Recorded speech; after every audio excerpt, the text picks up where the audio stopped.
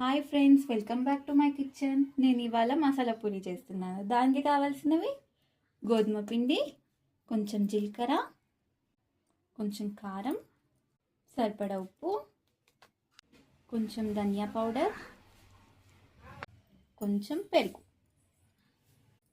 సన్నగా తురుముకున్న కరివేపాకు. ఇప్పుడు ఇది మంచి మిక్స్ చేసుకోవాలి. ఇందాక వేయడం మర్చిపోయాను, జింజర్ గార్లిక్ పేస్ట్ కూడా వేయాలి. ఇలా తడిపేసుకున్నాక ఇప్పుడు పూరి చేసుకుందాం. ఆన్ చేసుకొని ఆయిల్ పోసుకుంటున్నాను.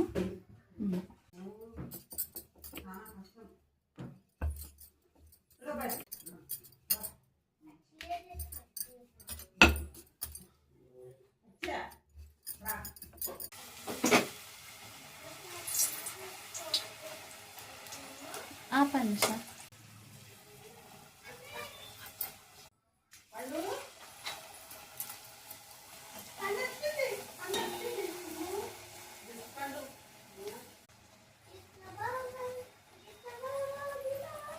వేడి వేడి మసాలా పూరి రెడీ.